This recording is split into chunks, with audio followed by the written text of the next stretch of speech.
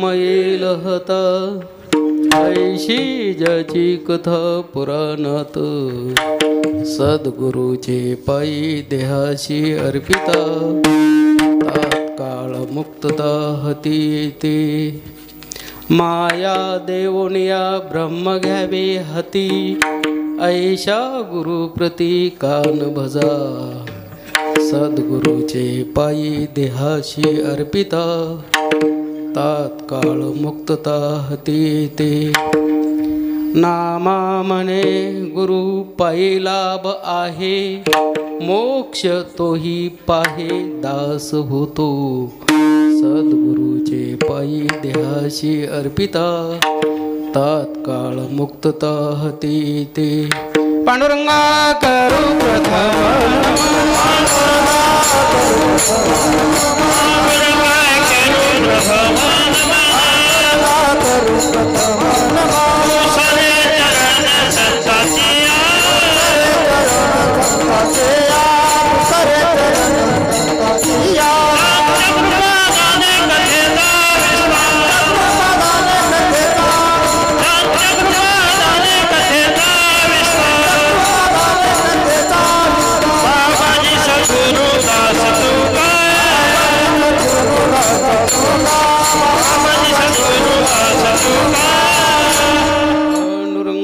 प्रथम नमन दुसरे चरण संतांच्या त्यांच्या कृपादाने कथेचा विस्तारू बाबाजी सद्गुरु दास तुका हरे ओम भूर्भुवः स्वाहा दो शांतिरंतरिक्षं शांति पृथ्वी शांति राप शांति रोषदया शांति वनस्पतया शांतिर्विश्वे देवाः शांतिर्ब्रह्म शांति सर्वगुण शांतिरेव शांति सामा शांतिरिधि हरि ओम तत्सद्ब्रह्मार्पणमस्तु शांतो भव सन्निधो भव वरदो भव शिशिरो भव सुप्रसन्नो भव सुप्रतिष्ठो भव हरे नमः हरे नमः हरे नमः तुम्ही या संत माझिया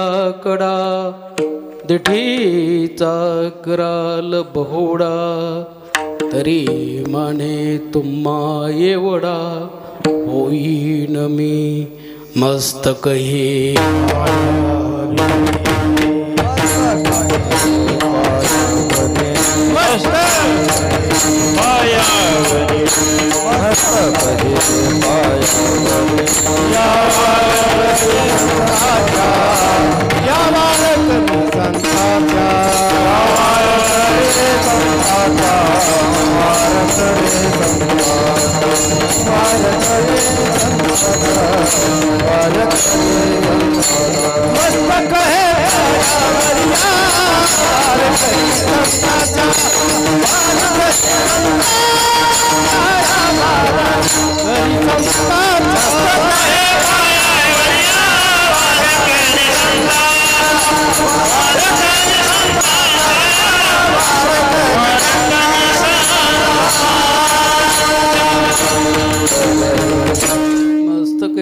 पायावरी या वारकरी संतांच्या नाशिवंत देता ब्रह्म येईल हाता ऐशी ज्याची कथा पुराणात सद्गुरूचे पायी देहाशी अर्पिता तात्काळ मुक्तता हती येते ऐकणारे वंदनीय सद्भक्त सद्भक्त टाळकरी वृंद समुदाय गायनाचार्य वादनाचार्य परमपूज्य भगवतप्रेमी माता माऊली या ठिकाणचा नैमित्तिक भगवंत नामचिंतन सोहळा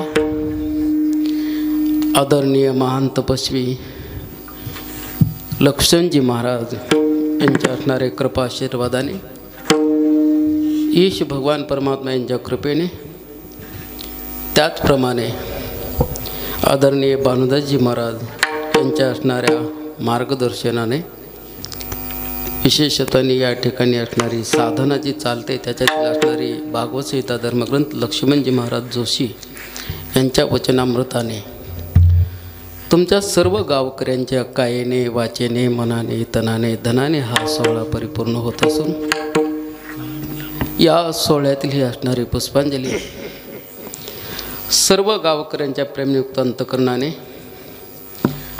तसेच आदरणीय मिसाळजी महाराज यांच्याद्वारा हे सुरुवातीचं आलेलं निमंत्रण, सुरुवातीपासूनचं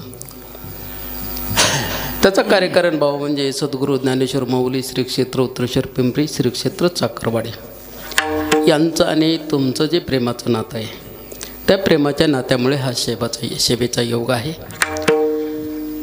आणि या सेवेकरता गावकऱ्यांच्या द्वारा आदरणीय पांडुरंगजी बाबा यांनी असणारं सतत आठवण करून दिली, तारीख घेतली, आठवण करून दिली आणि सतत संपर्कात राहिले. आणि विशेषत्वाने या भागामधले सर्व असणारे गुणीजन मंडळी, सर्व असणारे कीर्तनकार मंडळी, प्रवचनकार मंडळी, आमचे बालासाहेब महाराज असतील, सर्व कीर्तनकार, गायनाचार्य, वादनाचार्य, या सर्वांचा आज या ठिकाणी उपस्थितीमध्ये मेळाव्यामध्ये आज दर्शनाचा योग आहे.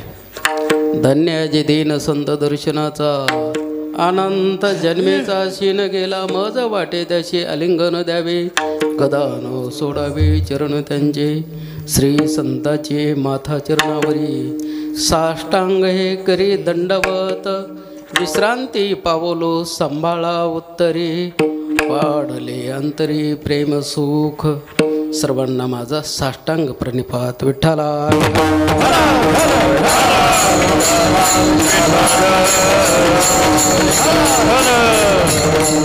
या पवित्र प्रसंगी मंगलमय वातावरणामध्ये जो सेवेला अभंग घेतलेला आहे,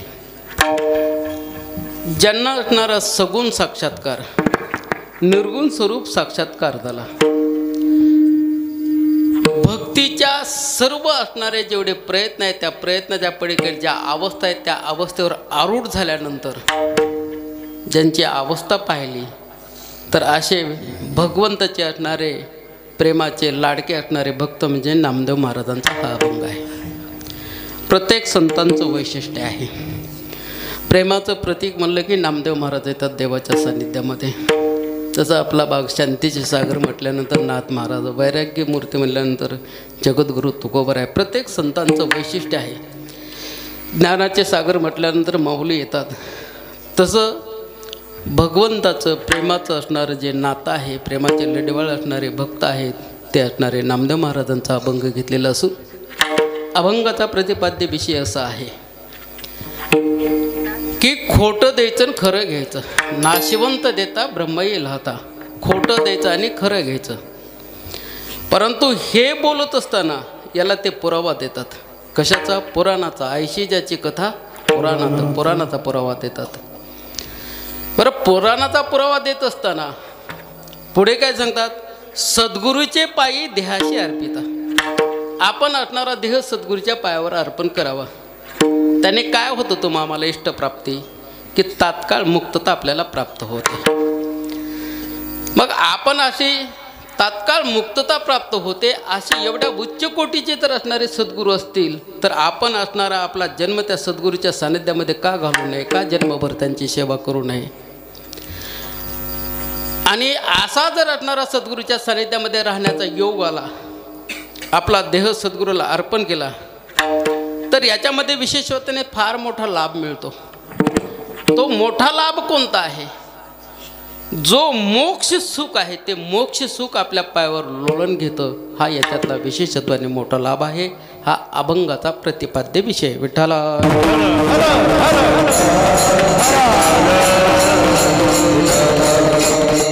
म्हणून नाशवान वस्तू जर पाहायची असेल तर जगामध्ये सर्वच वस्तू नाशवान आहेत.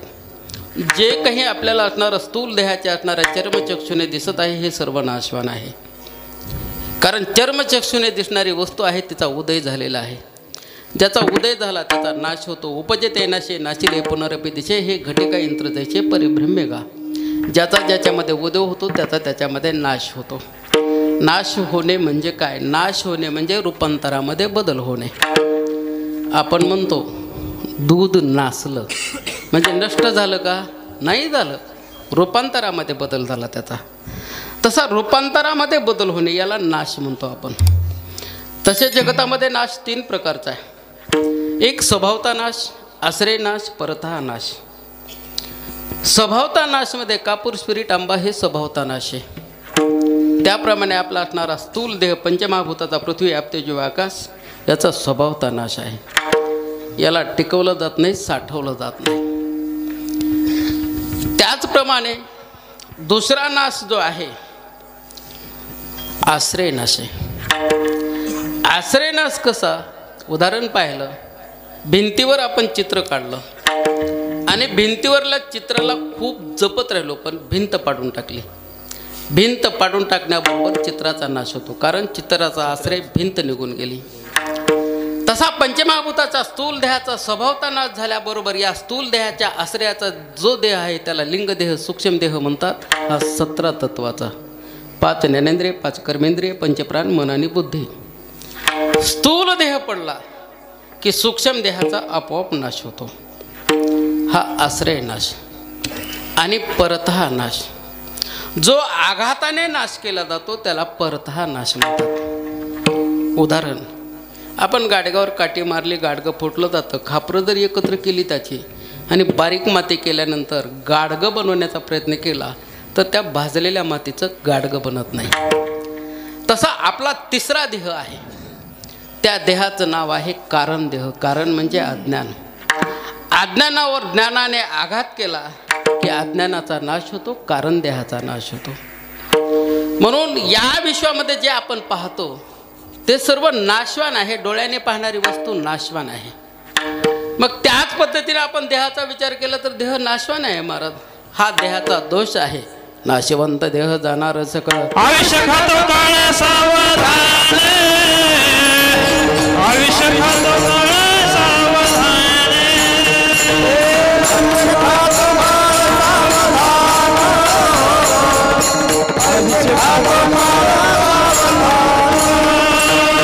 नाशवंत देह जाणार सकळ,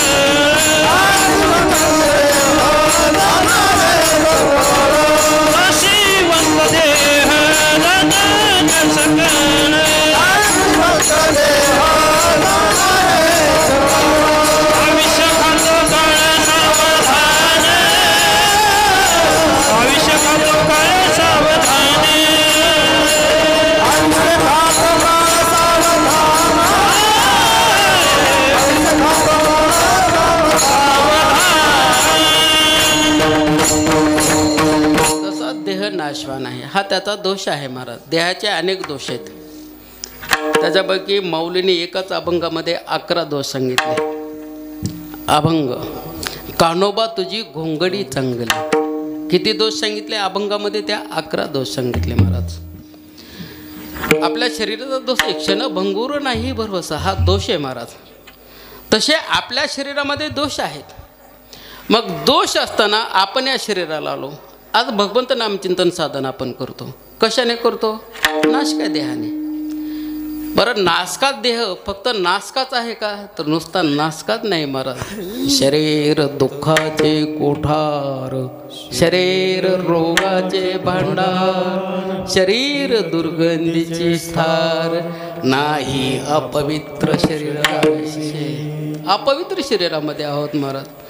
पण या देहाने जे करता येतं ना ते इतर देहामध्ये करता येत नाही. एवढा नासका कुचका देह जरी असेल ना, तो बऱ्याच वेळा या देहाची मागणी करतात. कारण संतांच्या सान्निध्यामध्ये किंवा वैष्णवाच्या नानी होईन केला देह जर पाहिजे, संतांच्या सान्निध्यामध्ये ते म्हणतात नासका कुचका देह. आणि तुकोबरायांची सर्व संतांची मागणी आहे की आम्हाला या देहाला यायचं आहे. या देहामध्ये जे करता येतं ते देव शरीरामध्ये करता येत नाही. कारण आपल्याला जर या देहातून तरुण जायचं असेल, या संसारातून जर तरुण जायचं असेल ना, तर त्या गोष्टी करता आपल्याला अधिकार पाहिजे आणि ज्ञान पाहिजे. आपल्याला मुक्त होण्याकरता अधिकार आणि ज्ञानाची गरज आहे. अधिकार नसेल तरी मुक्त होता येत नाही, ज्ञान नसेल तरी मुक्त होता येत नाही.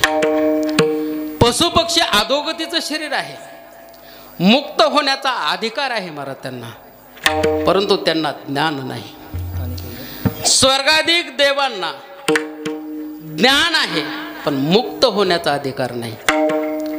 मनुष्य देहाला ज्ञान आहे आणि मुक्त होण्याचा अधिकार आहे. या देहीचे ज्ञाने सच्चिदानंद पदवी घेणे एवढा अधिकार नारायणे कृपावलोकने दिदलाशे. मग या देहाला ज्ञानही आहे आणि अधिकारही आहे. म्हणून या देहाची अपेक्षा देव करतात महाराज. स्वर्गीचे अमर इच्छिता ते देवा मृत्युलोकी व्हावा जन्म मृत्युलोकी व्हावा जन्म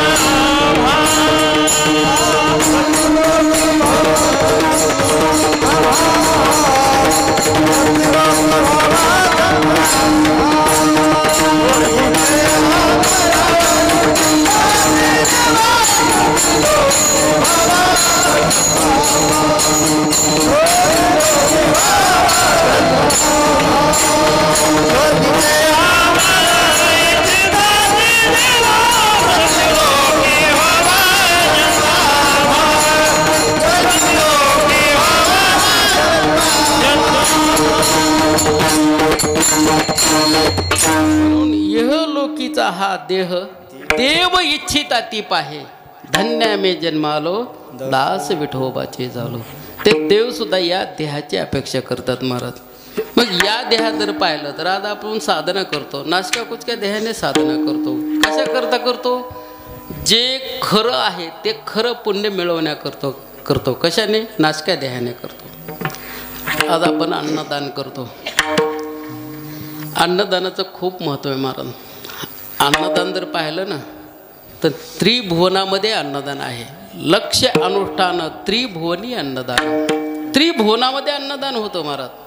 पण अन्नदानाचा जर विचार केला, सकाळी स्वयंपाक केला तर दुपारा खराब होऊन जातो महाराज. किती नासकं कुचकं. आपण तरी 60, 70, 100 वर्षापर्यंत जगतो. तर अन्नदान तर खूप नासकं आहे महाराज. तरी अन्नदान करतो. कशा करता? खरं पुण्य घेण्याकरता.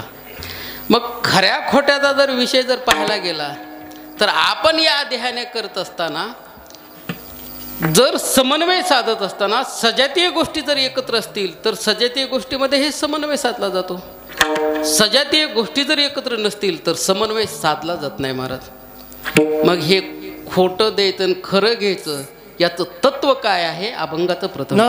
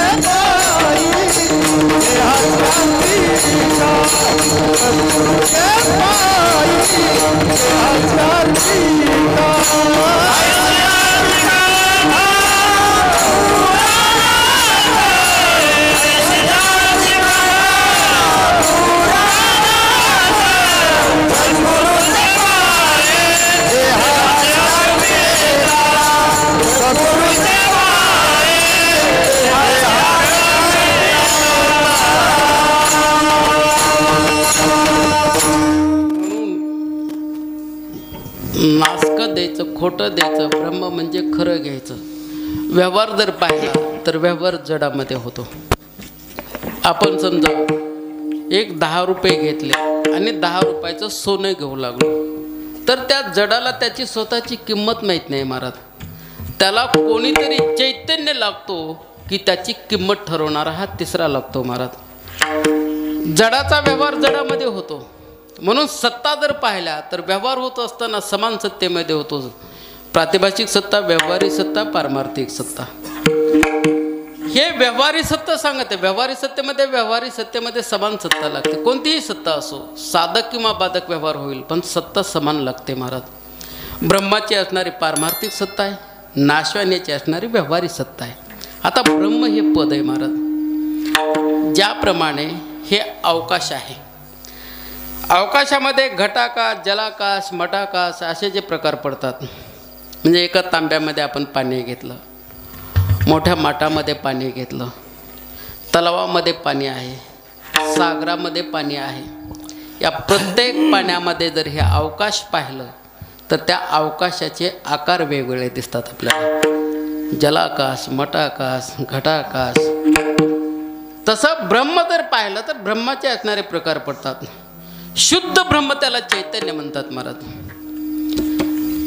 शुद्ध ब्रह्म, माया ब्रह्म, अविद्या ब्रह्म हे जे ब्रह्म आहेत, ब्रह्माने चैतन्य तत्वाशी संबंध साधला तर या विश्वामध्ये असणारं ते व्यापक ब्रह्म आहे, त्याला परब्रह्म म्हणतात महाराज. ब्रह्माने मायेचा अंगीकार केला तर ब्रह्माने मायेचा अंगीकार झाला, त्याचा ईश्वर म्हणून अवतार येतो महाराज. आणि ब्रह्माने मायेचं, ब्रह्म आणि अविद्येचा, ब्रह्म आणि अविद्येचा जर अंगीकार झाला तर ते तुम्ही आम्ही अशी जन्माला येतो महाराज. म्हणून ब्रह्माने अविद्येचा अंगीकार केला की जीव म्हणून जन्माला येतो, ब्रह्माने मायेचा अंगीकार केला ईश्वर म्हणून जन्माला येतो, आणि ब्रह्माने मायेचा अंगीकार केला तोच ईश्वर म्हणून, तोच ईश्वर संत म्हणून अवताराला येतो. म्हणून संतामध्ये असणारा ब्रह्मामध्ये मायेचा अंगीकार आहे, ईश्वरामध्ये सुद्धा असणारा ब्रह्मामध्ये मायेचा अंगीकार आहे, आणि जीवामध्ये जर पाहिलं तर जीवामध्ये ब्रह्माच्या ठिकाणी अविद्येचा अंगीकार आहे. मग हे जर अंगीकार असले, वेगवेगळे अंगीकार घेतले, म्हणून आपण जीव म्हणून जन्माला आलो. मग जीव म्हणून जन्माला आल्यानंतर आपलं या ठिकाणी खरं काय आणि खोटं काय. आपण म्हणतो जी वस्तू दिसत नाही ती शाश्वत आहे महाराज. जीव दिसत नाही पण अनुभवाला आल्याशिवाय राहत नाही. जीव हे चैतन्य तत्व आहे, कारण ब्रह्माचं तत्व आहे, फक्त त्यांनी अविद्येचा अंगीकार केला आहे. अविद्या ही आहे, अविद्या ही खोटी आहे. खोटी वस्तू खोटी म्हणून कळाली की आपले त्याच्यातलं असणारं ममत्व निघून जातं. त्याच्याकरता असंबंध ज्ञान, असंबंध ज्ञान आणि मिथ्या ज्ञान हे दोन ज्ञान कळाले की वस्तू कशी आहे हे कळते महाराज.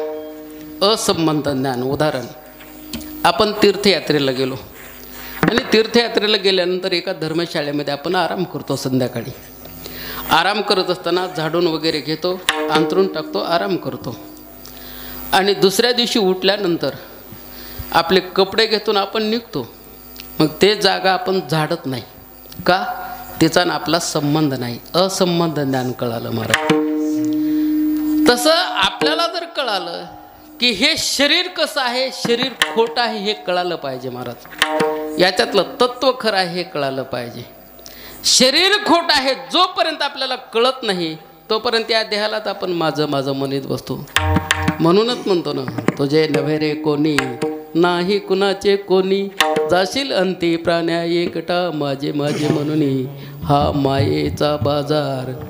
कारण हे तत्व कळण्याकरता एक उदाहरण सांगतो. विठ्ठला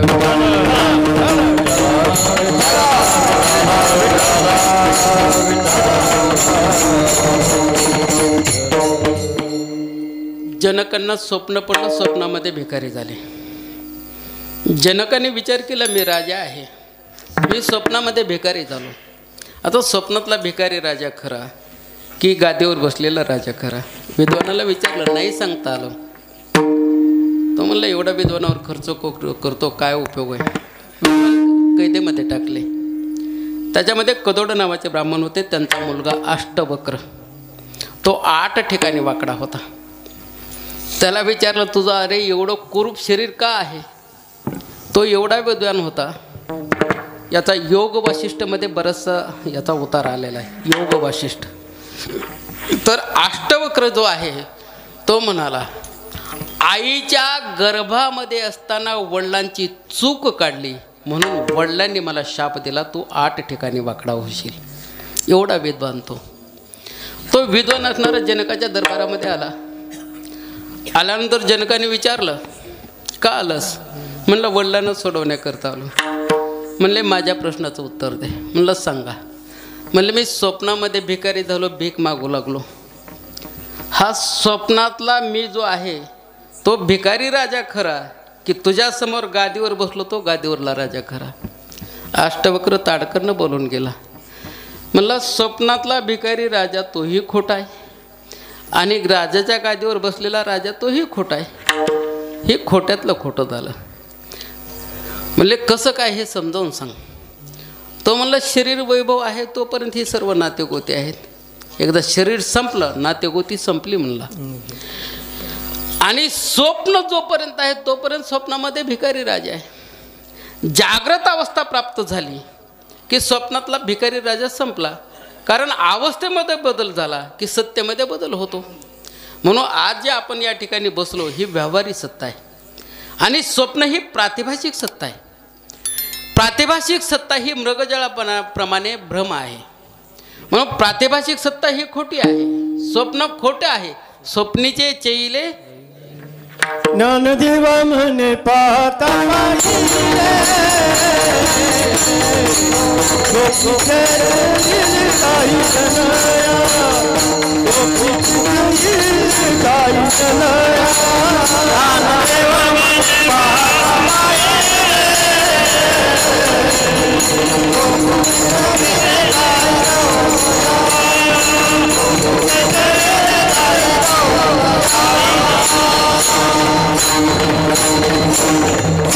म्हणून शरीर खोटं आहे. मग आपण या शरीराला म्हणजे संसाराला आलो. संसार कशाला म्हणावं? माऊली सांगतात उपजणे निबंधणे ह्याची का साच मानणे, यालाही संसार म्हणतात महाराज. म्हणून आपण या शरीराला आलो तर शरीर खोटं आहे.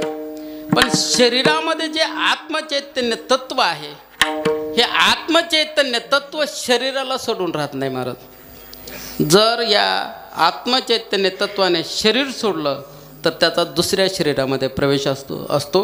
म्हणून शरपट पंजरीमध्ये शंकराचार्य सांगतात पुनरपि जननम पुनरपि मरणम पुनरपि जनने जठरे शयनम. पुन्हा जन्मायचं पुन्हा मरायचं. किती वेळ जन्मायावे किती व्हावे फजित, किती व्हावे फजित, किती व्हावे फजित. किती वेळ जन्मायावे किती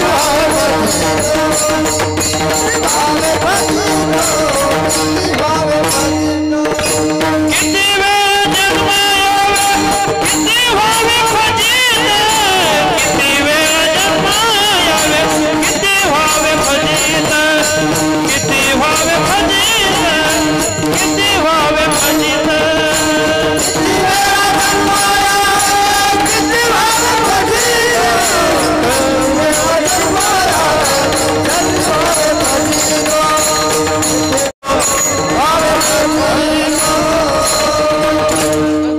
फलकट तो संसार येते सार भगवंत.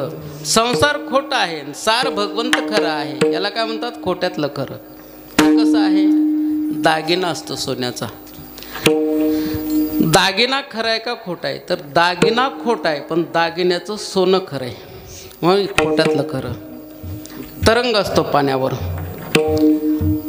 मग तरंग खोटा आहे का खरा आहे? तरंग खोटा आहे पण पाणी खरं आहे. मग पाण्यावर तरंग आलेला तरंग खोटा. तसं दागिना जे आहे दागिना खोटा दागिन्याचं सोनं खरं. हे आहे खोट्यातलं खरं महाराज. मग आपण असणारा विचार करत असताना आपण तत्व पाहत असताना ब्रह्म जी असणारी वस्तू आहे ती ब्रह्म हे विश्वव्यापक आहे. चैतन्य तत्व आहे आणि त्या चैतन्याने जे अंगीकार केलेले आहेत अंगीकार करत असताना आपल्याला खऱ्याची वस्तू खरी कळाली पाहिजे, खोट्याची वस्तू खोटी कळाली पाहिजे. आता ब्रह्म जर पाहिलं तर ब्रह्म कसं आहे? सत्य आहे. माया कशी आहे? खोटी आहे. माया नाही का? माया आहे. अनादि तत्व जर पाहिलं तर अनादि तत्व पूर्वीपासून ब्रह्म आणि माया आहे. दोन्ही आहे महाराज. पण माया कशी? खोटी आहे. नेहमी बदलते महाराज. माया नेहमी रंग बदलला जातो. ते नेहमी असणारं स्वरूप बदललं जातं. आपणही मोह माया ममता करतो. किती मोह करावा? नारद स्वामी एका गावामध्ये आले आणि एका कुटुंबात असणारे एक म्हातारे बाबा होते. ते म्हणले द्या मोह सोडून आता चला माझ्याबरोबर. नाही नाही म्हणले, थोडं बाकी राहिले काम. बऱ्याच दिवसांनी नारद स्वामी आले तर हे ग्रस्त गतप्राण बैलाच्या जन्माला आलेले होते. म्हणले आता तरी चला, एवढं काबाड कष्ट करता. नाही नाही म्हणले, जरा अजून राहिलेलंच आहे. पुन्हा नारद स्वामी गेले, पुन्हा गतप्राण झाले, पुन्हा सर्प येवणीला गेले आणि त्याच घरामध्ये आले. नारद स्वामी म्हणले आता चला. नाही नाही म्हणले, राहिले. त्या सर्पाला ज्या वेळेला त्यांच्या नातवाने पाहिलं ना, त्यावेळेला त्यांना सोडलं नाही महाराज, मारून टाकलं त्यांनी. कसं आहे, आपण ज्याच्यावर मोह माया ममत्व करतो ना, तर त्यांच्याकडून आपल्याला त्रास होतो. मोह आहे म्हणून त्रास आहे. मोह जर सोडला ना तर त्रास बिलकुल होत नाही. आपण म्हणतो कसं होईल या लेकराचं, आपण नुसतं म्हणतो महाराज, पण त्याच्यामुळे त्रास होतो. कसं होईल याच काळजीमध्ये त्रास होतो आणि चिंता करतो महाराज. चिंतने चिंतने तद्रुपता. आणि तशीच आपल्याला त्या संसाराची तद्रुपता लागते महाराज. चिंतन करावं, कारण चिंता केली आणि त्या चिंतेमध्ये जर तद्रुपता आली तर सजीव दहते चिंता. जिवंत माणसं जळली जातात महाराज, निर्जीव दहते चित्ता. म्हणून चिंता जर असेल ना तर चिंता करायची नाही. चिंतेचं औषध संताजवळ आहे. काळ सारावा चिंतने,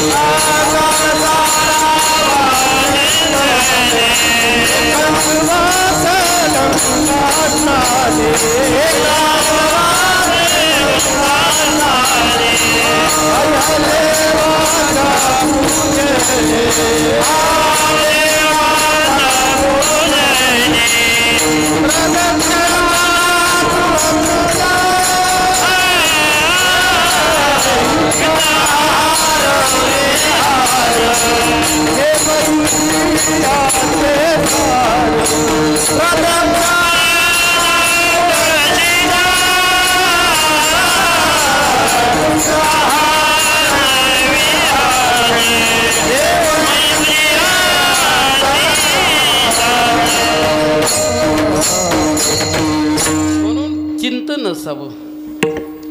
ज्या वेळेला असणारी सुभद्रा आणि सुभद्रेचा गर्भ नष्ट व्हावा, पांडवाचं कुळ शिल्लक राहू नये म्हणून अश्वस्थामाने ब्रह्मास्त्र सोडलं.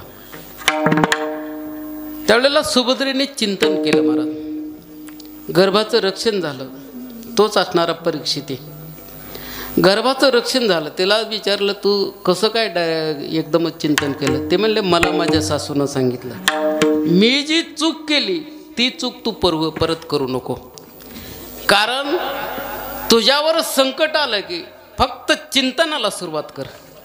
कारण माझ्याकडून चूक झाली म्हणून मला त्रास उपभोगावा लागला, वेळ लागला त्याच्यामध्ये. कारण द्रौपदीकडून काय चूक झाली, चिंतन करण्यापेक्षा तिनं कोठे गुंतला अशी द्वारकेच्या राया, तो द्वारकेला हे वगैरे वगैरे विसरत भाग आहे.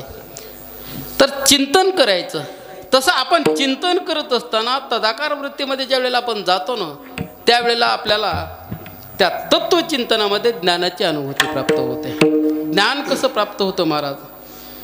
चिंतन करत असताना चिंताची अनुभूती ज्या वेळेला चिंतनाने अनुभूती येते, त्या अनुभूतीतून ज्ञान प्राप्त होतं.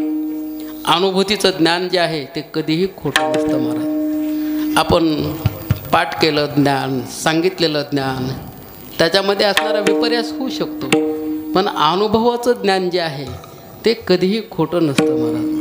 अनुभव आले अंगात या जगात देत असे.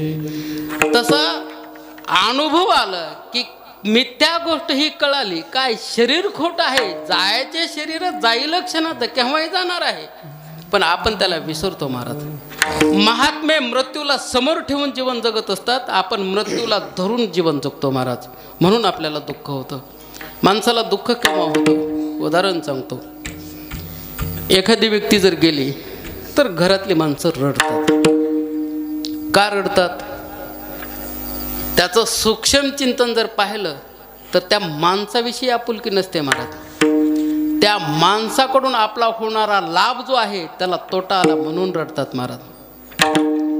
सूक्ष्म चिंतन आहे हे. लाभ जर आपला जर नसेल प्राप्त होत, कारण आपल्याला वाटतं हा गेला, सर्व भार माझ्यावर पडला, कसं होईल, ही उणीवता आहे महाराज. आपली उणीवता ते भरून काढत असतात, म्हणून आपल्याला त्यांच्याबरोबर करता दुःख वाटतं महाराज. तर दुःख वाटण्याचं काही कारण नाही. आपण म्हणतो नावडे जनधन, कोणता माता पिता आवडत नाहीत? जे भगवंताच्या नामचिंतनाला आडवे येतात ते माता पिता आवडत नाही. प्रल्हाद जनके विभीषण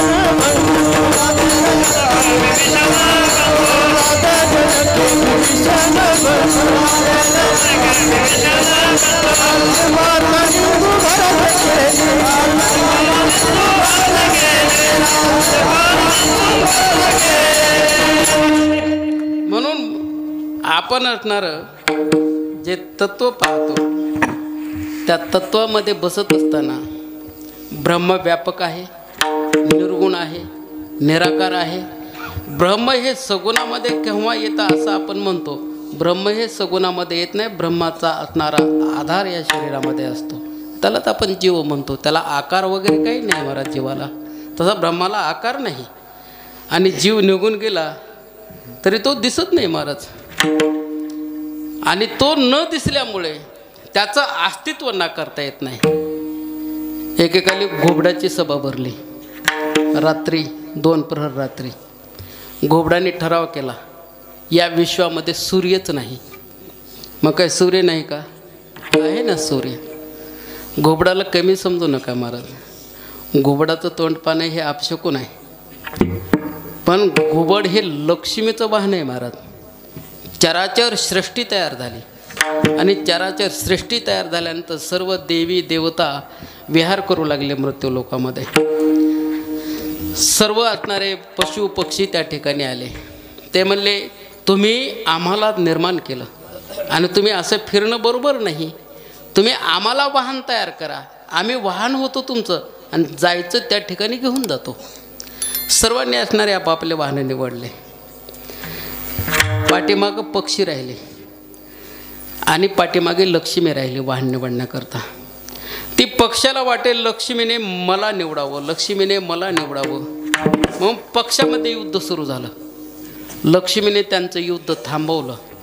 ते म्हणले तुमच्यापैकी मी वाहन निवडते, पण आता तुम्ही शांत व्हा. मी कार्तिक अमावस्याला येईन आणि कार्तिक अमावस्याला मी वाहन निवडेन. ठीक आहे म्हणले. देवाचं येणं कधी असतं महाराज? ब्राह्मी मुहूर्तावर, ज्याला आपल्या भाषेमध्ये आपण तांबडं फुटलं म्हणतो. ब्राह्मी मुहूर्त, अंधुक अंधार असतो.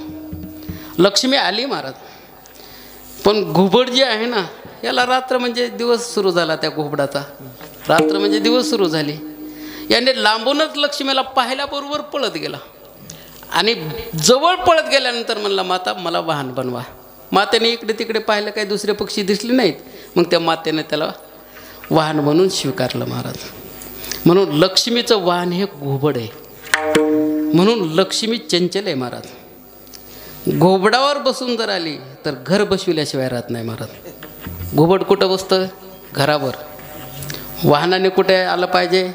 दारात आलं पाहिजे महाराज वाहनाने. आता घोबडावर बसून लक्ष्मीने विष्णू कधी आले का? कधीच नाही. आता भगवान शंकराचं वाहन नंदी आणि पार्वतीचा सिंह.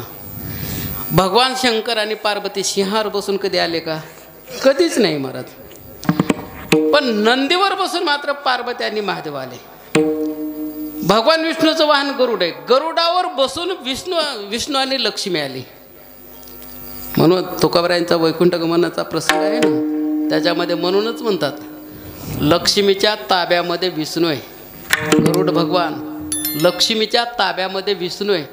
लक्ष्मीनं जर आडकाठी केली भगवंताला इकडं आणण्याकरता, तर तुम्ही तिची विनंती करा, पायी लक्ष्मीच्या हाती तिशी यावे वेगी आणावं तो हरी, मग दिना ते उत्तर विठ्ठला.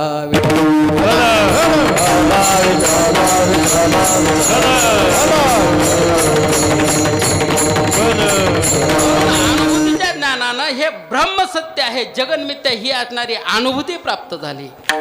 म्हणून ब्रह्म खरं आहे आणि जग खोटं आहे. तसा या देहामधला जीव खरा आहे, पण देह खोटा आहे. कारण या देहाचा नाश होत नाही, जीवाचा नाश होत नाही. का? कारण आपण ज्या वेळेला देह धारण करतो त्यावेळेला 4 खाणीमधूनच विश्वाची उत्पत्ती होती. त्याच्यातील आपण देह धारण करताना भगवंताच्या 5 कला घेऊन येतो. अन्नमय कोश, प्राणमय कोश, मनोमय कोश, विज्ञानमय कोश, आनंदमय कोश. त्या भगवंताच्या 5 कला असल्यामुळे आपण म्हणतो आम्ही त्या भगवंताचे अंश आहोत. ममय वंशो जीवलोके जीवभूत सनातना. म्हणून भगवंताचा नाश होत नाही. म्हणून त्या भगवंताचे आपण अंश आहोत. म्हणून ब्रह्म सत्य आहे आणि हे शरीर खोटं आहे. मग या शरीराने साधना करायची, म्हणजे हे शरीर भगवंताला अर्पण करायचं. विठ्ठला.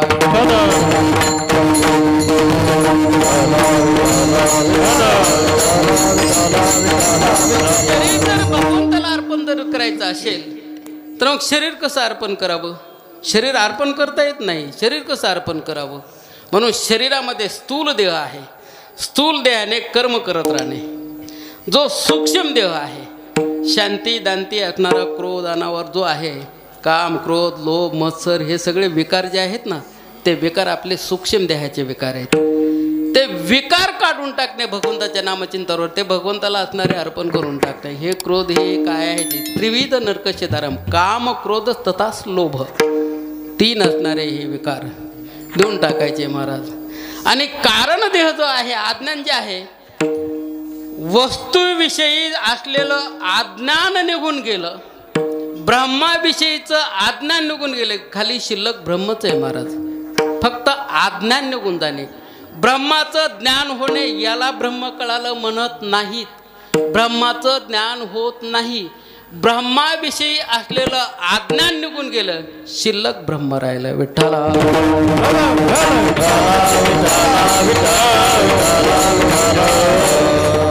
हे विकार एवढे जटिल आहेत ना महाराज, किती जटिल आहेत सांगतो. विश्वामित्र राजा होते आणि शिकारी करता सैन्यासह अरण्यामध्ये आले. वशिष्ठ ऋषींची झोपडी होती. तर वशिष्ठ ऋषीकडे कामधेनू नंदिनी नावाची गाय होती. कामधेनू किती आहेत? 5 कामधेनू आहेत. जमदग्नी ऋषीकडे सुरभी नावाची होती, विस्तृत भाग आहे. तर वशिष्ठ ऋषीकडे नंदिनी नावाची गाय होती, कामधेनू. ज्यावेळेला विश्वामित्र अरण्यामध्ये आले, वशिष्ठ ऋषींच्या आश्रमाला आले, त्यावेळेला वशिष्ठ ऋषीने अतिथी सत्कार. कारण कोणीही घरी आलं, परमार्थ खूप सोपा आहे हो. फक्त थोडे थोडे आपण वर्म फक्त ठेवले ना की परमार्थासारखं श्रेष्ठ काहीच नाही. अतिथी आले देख अन्न द्यावे आवश्यक झाली परान्मुख पुण्य निशेष हराशे.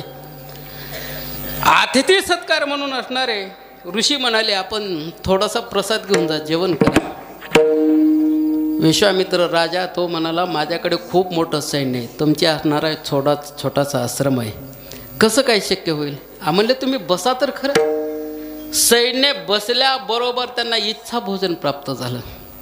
जेवण झाल्यानंतर विश्वामित्राने विचारलं हे कसं काय तुम्हाला शक्य झालं? काय रिद्धिसिद्धी आहे का तुमच्याकडे? आपल्याला फक्त अष्टमासिद्धीच फक्त माहीत असतात. त्याच्यापैकी असणारे तामस 5 प्रकारची सिद्धी आहे आणि राजस 10 प्रकारची सिद्धी, 8 प्रकारची अष्टमहासिद्धी, 23 प्रकारची सिद्धी आहे. आणि रिद्धी, रिद्धी कशाला म्हणावं?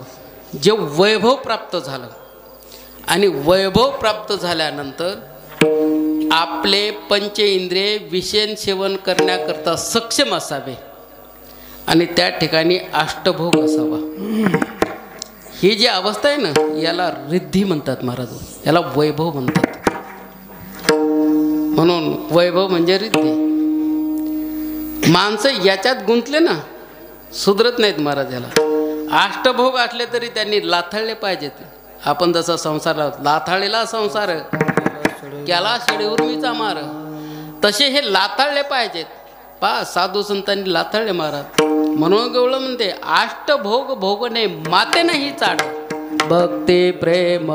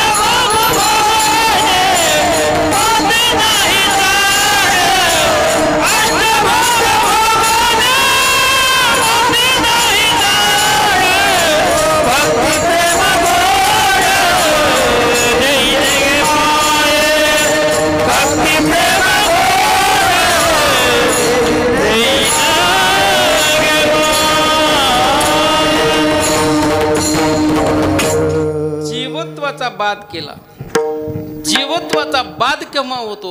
खरी वस्तू खरी आहे, खोटी वस्तू खोटी आहे हे कळाली की जीवत्वाचा बाद होतो. जीवत्वाचा बाद झाल्यानंतर आत्मसुखाचा लाभ प्राप्त झाला की आपलं जे शरीर आहे ना हे भगवंताला अर्पण झालं. म्हणून जिवंत असताना अर्पण होतं महाराज. ते कोणी म्हणलं देह सुटल्यावरच अर्पण होतं का? नाही, जिवंतपणे अर्पण होतं महाराज. म्हणूनच तुकोबराय म्हणतात ना, बरे झाले आजीवरी नाही पडलो मृत्यूच्या हारी, वाचून आलो येत वरली उरले हारी तुम्हा समर्पण. किती समर्पण केलं महाराज त्यांनी. माझी मज झाली अनावर वाचा, छंद या नामाचा घेतला असे, एवढं असणार त्यांनी असणार अर्पण केलं महाराज. म्हणून संसारी असावे असोनी.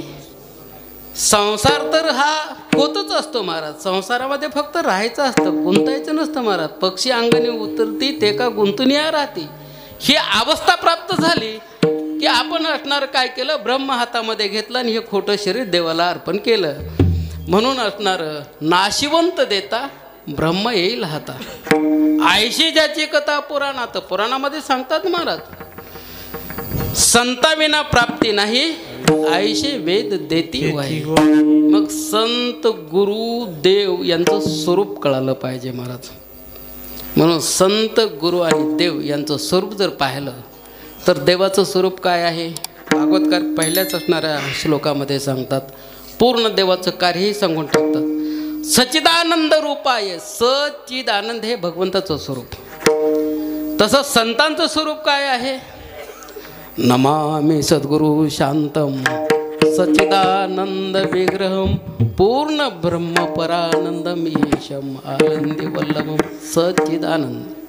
किंवा तुकोबरायचे घ्या, नमो सद्गुरु तुकया ज्ञानदीपा, नमो सद्गुरु सच्चिदानंद रूपा सच्चिद आणि आनंद. देवाचं स्वरूप जे आहे ते संतांचं स्वरूप आहे. आणि जे संतांचं स्वरूप आहे तेच असणारं गुरुचं स्वरूप आहे महाराज. गुरु आणि संत याच्यामध्ये भेद नाही. आपण नामाभिधानामध्ये भेद करतो महाराज. मग हे नाही, सच्चिद आनंद हे दोघांचं सारखं स्वरूप आहे. म्हणून असणारं संत प्रमाण देतात ना, देवते संत देवते संत निमित्त त्या प्रतिमा. दोन्हीमध्ये बदल नाही, फक्त प्रतिमा वेगवेगळ्या आहेत पण दोघांचं स्वरूप एक आहे. मग स्वरूप दोघांचं कसं एक आहे? विठ्ठला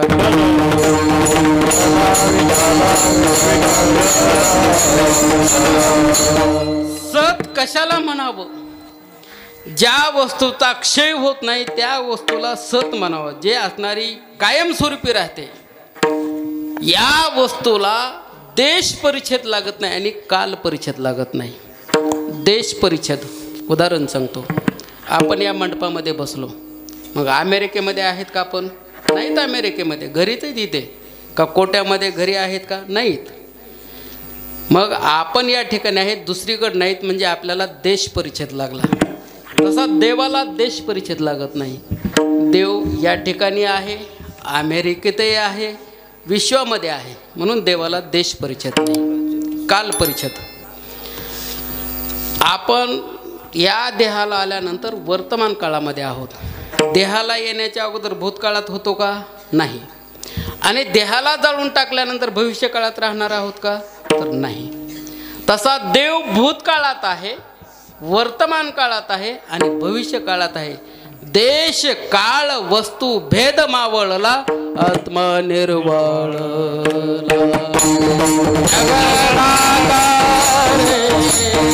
आत्मा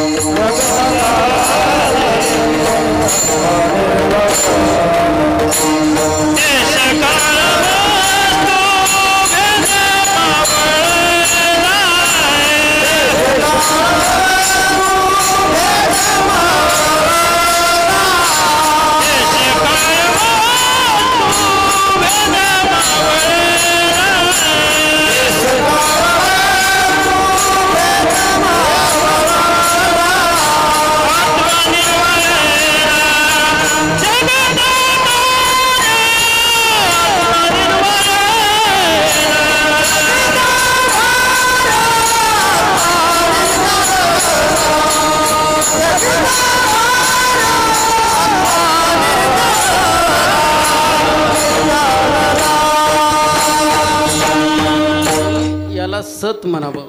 थोडा किचकट विषय डोक्यावरून जातो जरा नेहमी न ऐकल्यामुळे. किचकट विषय थोडा. चिद कशाला म्हणावं? ज्याला या विश्वातलं सर्व जाणता येतं त्याला चिद म्हणतात महाराज. देव सर्वव्यापी असल्यामुळेच देव सर्व या विश्वातलं जाणतो. तसे संत सुद्धा जाणतात महाराज. जो समुद्रा पैल कडील देखे, का स्वर्गीचा आलोचू ऐके, मनोगत ओळखे मुंगीचे. जे विश्वातलं अंतरातलं सर्व जाणतो त्याला चिद म्हणावं. सत आणि चिदची ज्या वेळेला अनुभूती येते त्या अनुभूतीचा आनंद सत चिद आनंद. म्हणून देवाचं स्वरूप आणि संतांचं स्वरूप, सद्गुरूचं स्वरूप एक आहे. म्हणून तुम्ही आम्ही निमित्त ह्या शरीराला आहोत. म्हणून देव निर्गुण निराकारामध्ये असल्यामुळे आपल्याला देवाचा अनुभव येत नाही. आपल्याला देव दिसत नाही.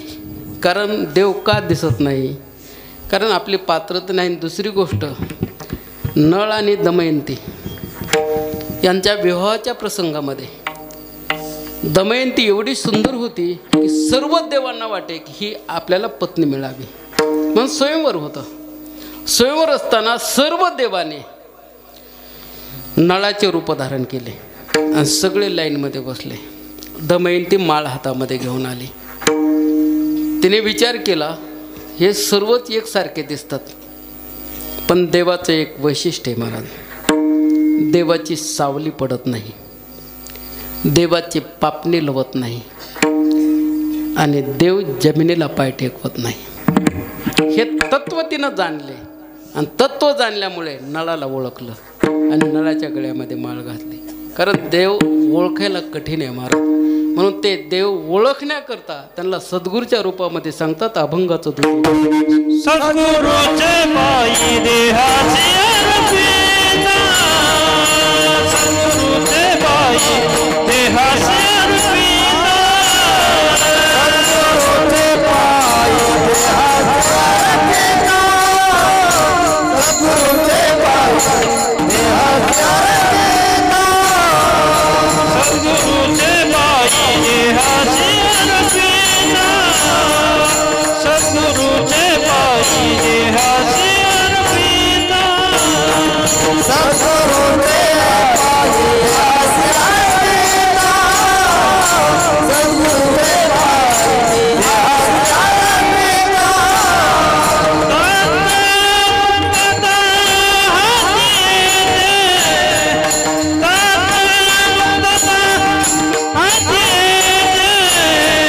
सद्गुरूचे पायी देहाचे अर्पिता,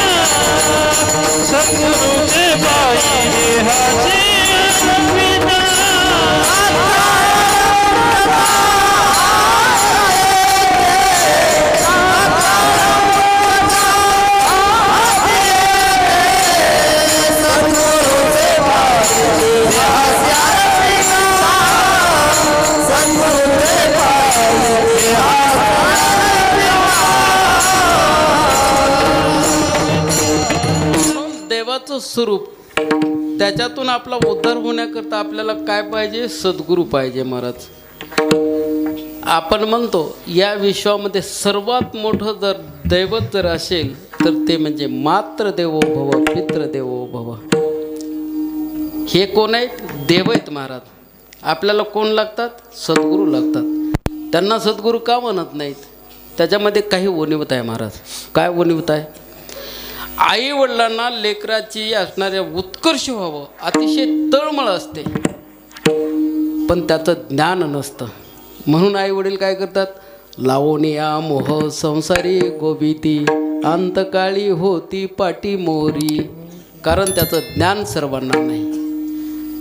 काही माताच अशा आहेत की मदला सारख्या हा देह नाशी वदन मदलासा सारख्या माता आहेत महाराज.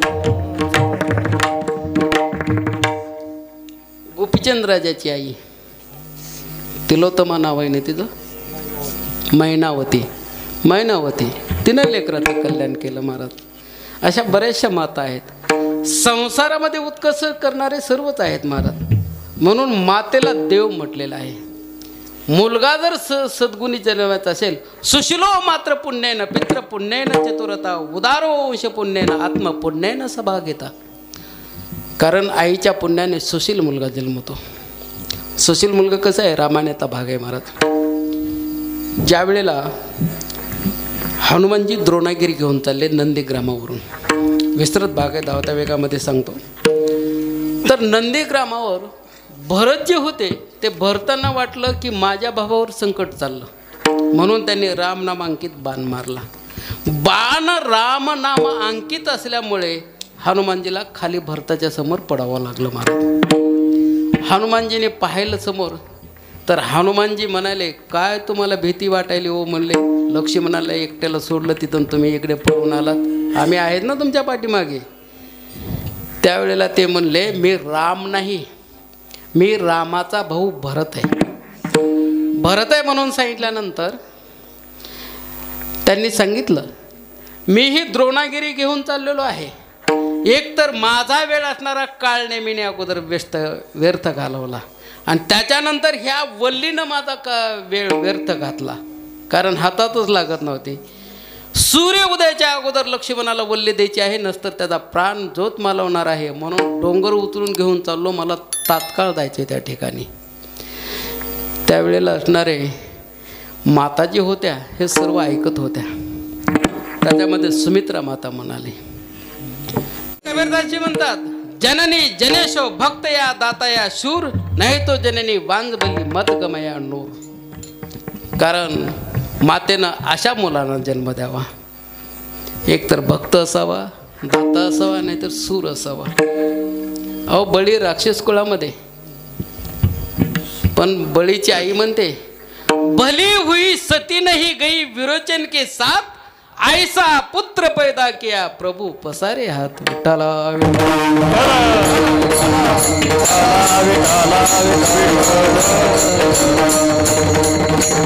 आई वडील विश्वातलं सर्वात मोठं तीर्थ आहे. मात्र देवो भव पितृ देवो भव, देवाची उपमा दिली महाराज. पण सगळ्याकरता सद्गुरूची उपमा शास्त्रामध्ये कुठे म्हणजे आढळून आलेली नाही. माझ्या तर वाचनात सर्वाकरता ती उपमा नाही वाचण्यात आली. असेलही कुठं कोणाच्या ग्रंथामध्ये. तर गुरु, गु म्हणजे अंधकार, पहिला उकार, नाहीतर दुसरा उकार देताल अर्थ बदलेल. आणि रु म्हणजे निरोध करणारा, अंधकाराला जो निरोध करतो तो गुरु. गुरु तुम्हा आम्हाला काय करतो? संसारी पथावरून परमार्थ पथावर घेऊन येतो. गुरुचं लक्षण काय आहे? गुरुर ब्रह्मा गुरुर्विष्णू गुरुर्देवो महेश्वरा, गुरुर साक्षात परब्रह्म तस्मै श्री गुरवे नमः. म्हणून जीवनामध्ये प्रत्येकाने गुरु करावा. भगवान विष्णूने प्रत्येक अवतारामध्ये गुरु केला महाराज. सगळ्या अवतारामध्ये भगवान विष्णूला गुरु आहे, सर्व देवाला गुरु आहेत. पहिला मत्स्य अवतार झाला ना, त्रोटक सांगतो, आपली वेळ संपलेली. मत्स्य अवतारामध्ये मानधाता राजा गुरु केला महाराज. मानधाता राजा एवढा पराक्रमी होता, रथावर आरूढ झाल्यानंतर पृथ्वीला 7 प्रदक्षिणा घातल्या, त्याचे 7 समुद्र तयार झाले. हे त्याचं सामर्थ्य महाराज. मानधाता राजा. अलीकडे ते माहिती रामाने वशिष्ठ गुरु केले, भगवान गोपाल कृष्णाचे सांदीपानी गुरु. कारण प्रत्येक अवतारामध्ये गुरु, नरसिंह अवतारामध्ये गुरु, वामन अवतारामध्ये, परशुराम अवतारामध्ये शंकर गुरु, असे गुरु परंपरा आहे महाराज. गुरु केले. आणि तसा आपला गुरु परंपरेचा भाग जर पाहिला, आदिनाथ गुरु, तिथून आपली गुरु परंपरा सुरू झाली महाराज. म्हणून गुरुर ब्रह्मा गुरुर विष्णू गुरुर्देव महेश्वरा गुरुर साक्षात परब्रह्म तस्मै श्री गुरवे नमः. हे गुरुचं लक्षण. पण आपल्याला कोण पाहिजे? इथे काय म्हणतात? सद्गुरू. सद्गुरूचे पायी देहाशी अर्पिता. देहाला अर्पण जर सद्गुरूच्या पायावर केलं तर काय होतं? तात्काळ मुक्त अवस्था प्राप्त होते. म्हणून सद्गुरूचं लक्षण काय आहे? ब्रह्मानंदम परमसुखदम केवलम ज्ञानमूर्ती द्वैन्द्वातीतम गगनसदृशम तत्त्वमस्यादिलक्ष्यम एकम नित्यम विमलमचलम सर्वदी साक्षीभूतम भावातीतम त्रिगुणरहितं सद्गुरु नमामि. 3 गुणाच्या पलीकडे, त्रिगुणरहितम रजसत्वतम, 3 गुणाच्या पलीकडे, हे सद्गुरूचं लक्षण आहे. विठ्ठला.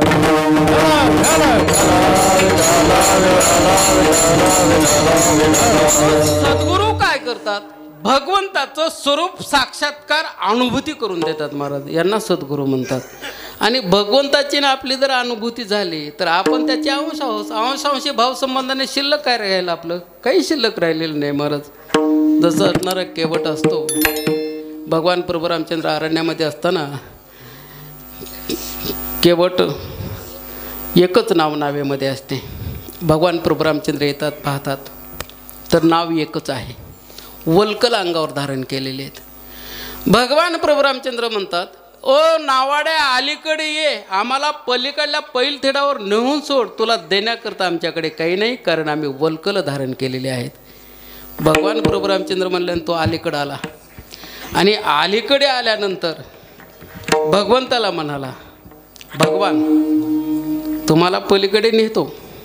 आपण एका जातीचे आहेत आणि एका जातीचे असल्यामुळं तुमच्याकडून काही मोबदला मला घेता येत नाही.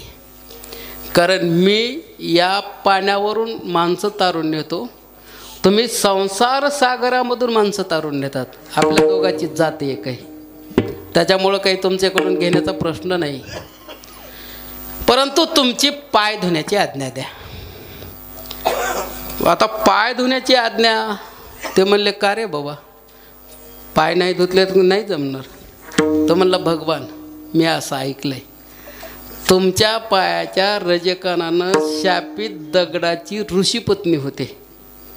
आणि माझ्या नावेला जर एखादं शापित लाकूड जर असेल ना, आणि त्याची जर ऋषीपत्नी झाली तर ही नाव माझं उदरनिर्वाहाचं साधन आहे, माझी अडचण होईल. भगवान म्हणले, ठीक आहे बाबा, धु पाय. भगवान उभे राहिले. तो पाय धुवायला घरी येऊन काय आणले? काटोट आणली. काटोटीमध्ये पाय ठेवले. धुवायचे, पण तळपाय जे खालून चिटकलेले होते ना ते धुता येणार. त्यावेळेला तो म्हणला, भगवान तळपाय धुता येत नाहीत, त्याला जर रजकण राहिला तर काय करायचं? भगवान म्हणले, पाय धुण्याची आज्ञा मागितलीस, मी पाय धुण्याची आज्ञा दिली. कसे धुवायचे तसे धुवून टाक. मग त्याने काय केलं? झाडाला झोका बांधला. आपण पंचमीला बांधतो ना झोका, त्याला खाली आडवं एक लाकूड बांधलं आणि त्याच्यावर भगवंताला बसवलं. भगवंताचे पाय आदर झाले. तो पाय धुवू लागला की भगवंताचा असा तोल जाऊ लागला. भगवान केवटाला म्हणले, अरे केवटा, माझा तोल जातो की रे? म्हणलं, भगवान त्याच्यामध्ये एवढं अवघड काय? अहो, लहान लेकरासारखं दोन्ही हातानं माझ्या डोक्याला घट्ट धरा. माझ्या डोक्याला घट्ट धरलं आणि मी समोर बसले, माझ्या डोक्याला घट्ट धरलं, तुमचा तोल जाणार नाही. आता भगवंताचे दोन्ही हात डोक्यावर आले, शिल्लक काय राहिलं महाराज? विठ्ठल.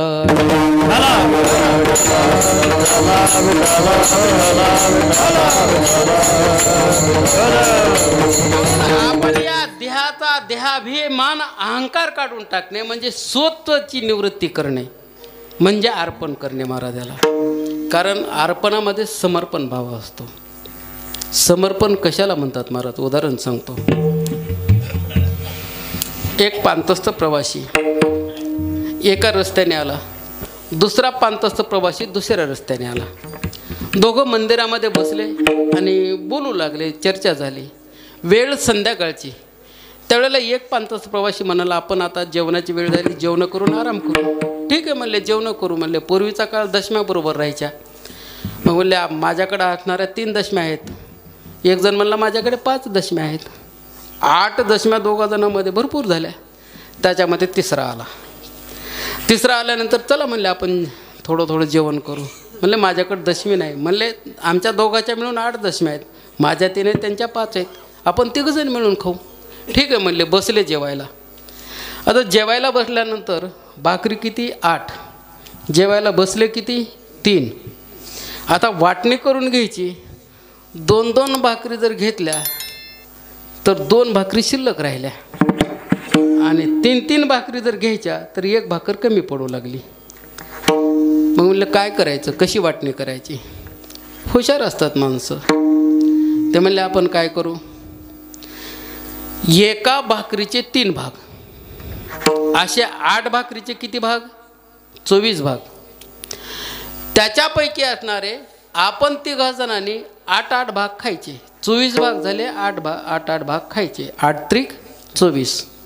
म्हणून 8 भाकरीचे, एका भाकरीचे 3 भागाप्रमाणे 8 भाकरीचे 24 भाग झाले. त्यांनी जेवण केलं, समर्पण.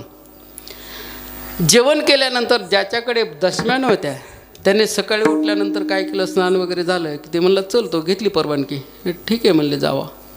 मग त्याने खिशामध्ये हात घातला आणि खिशामधून असणाऱ्या मोहरा काढल्या आणि त्या मोहरा जे होत्या त्या 8 मोहरा. त्याने असा हात समोर केला की समोरच्यातून हात कोणाचा अगोदर येईल पुढे? कोणाचा येईल? उघडच 3 भाकरीवाल्याचा हात येईल ना. उतळ पाण्याला खळखळाट फार. 3 भाकरीवाल्याचा हात आला पुढं. घेतल्या त्या 8 मोहरा हातात. ते 3 भाकरीवाला म्हणे चल आपण मोहरा वाटून घेऊ म्हणले. म्हणले कशी वाटणी करायची? म्हणले तुला 4 आणि मला 4. अरे म्हणले 4-4 कशा रे? म्हणले तुझ्या 3 भाकरी, माझ्या 5 भाकरी, आणि असं कसं काय सांगायला तू? नाही म्हणलं वाटणी मला हे पसंत. ते म्हणले अरे माझ्या 3 भाकरी सोबतीला होत्या म्हणून मोहरा 8 मिळाल्या ना. तो म्हणे तर मला हे मंजूरच नाही. मग तुमच्या मताने कशी वाटणी करावी?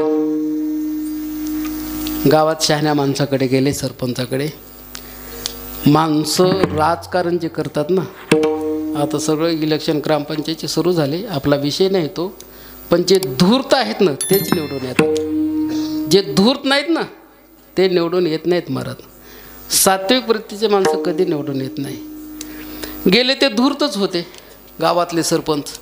म्हणले असं करा ना, म्हणले ज्याच्या 5 भाकरी ते 5 मोहरा घ्या आणि ज्याच्या 3 भाकरी ते 3 मोहरा घ्या. वाटणी तर झाली ना बरोबर? का अजून काही शंका आहे याच्यामध्ये? झाली ना बरोबर? तो 5 भाकरीवाला मला मान्य नाही. म्हणले आता अजून याच्यामध्ये काय राहिलं?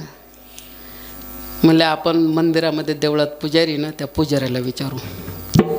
हा म्हणला अरे त्या पुजाऱ्याने सांगितलं आणि तो जर नाही म्हणला, पुन्हा अजून तू जर नकार दिलास तर काय करायचं? किती जणाला विचारायचं? तो म्हणला पुजारी बाबाचा नकार मी देणार नाही. मग पुजारी बाबाकडे गेले. पुजारी बाबाला व्रतांत सर्व सांगितला आणि म्हणले सरपंचांनी वाटणी केली. 5 भाकरीला 5 मोहरा दिल्या आणि 3 भाकरीला 3 मोहरा दिल्या. तुम्ही वाटणी करा. ते म्हणले मला कशाला तुमच्या भानगडीत पाडता? अहो तुम्ही मला वाटणी करून दिली, तुमचं तुम्ही बघा ना. नाही नाही म्हणले बाबाजी, तुम्ही जर म्हणलात ना ह्या 3 भाकरीवाल्याला 8 मोहरा राहू द्या तरी मी मान्य करीन, पण मला तुमच्या तोंडातून पाहिजे. बाबाजी म्हणले थोडा वेळ द्या. बाबाजीने ध्यान लावलं आणि म्हणले सांगा आता तुमचा प्रश्न. मग यांनी सर्व सविस्तर सांगितलं. याच्या 5 भाकरी, माझ्या 3 भाकरी, आम्ही 3 जणांनी खाल्ल्या. एका भाकरीचे 3 भाग केले, 24 भाग झाले. आम्ही 8-8 भाग खाल्ले आणि सकाळी जाताना ज्याच्याकडे भाकरी नव्हत्या त्याने आम्हाला 8 मोहरा दिल्या. याची वाटणी करायची. ठीक आहे म्हणले. मग पुजारी बाबांनी प्रश्न केला. म्हणले 5 भाकरीचे किती भाग झाले? 5 त्रिक 15, 15 भाग झाले. 5 भाकरीवाल्याने किती भाग खाल्ले? 8 भाग खाल्ले. त्याचे शिल्लक किती राहिले? 7. बरोबर आहे. 3 भाकरीवाल्याचे भाग किती झाले? 9. त्याने स्वतः खाल्ले किती? 8.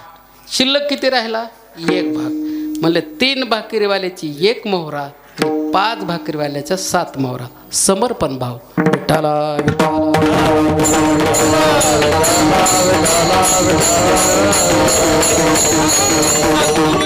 पायी देहाशी अर्पिता. देह कसा अर्पण करायचा महाराज दृष्टांताने सांगतो आणि सेवा समर्पित करतो. एका सावकाराने वाटणी पत्रक लिहिलं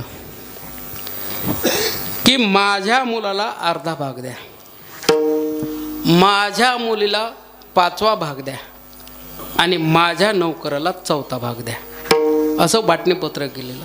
सावकार गेले. मग त्याच्यानंतर गावकरी जमले आणि गावकऱ्यांनी जेवढी संपत्ती होती त्या संपत्तीचे पूर्णपणे व्यवस्थित भाग केले. पण त्यांच्याकडे होते 19 घोडे. आता 19 घोड्यातले मुलाला अर्धा भाग करायचा तर 9.5 घोडे येतात. घोडा कापता येत नाही.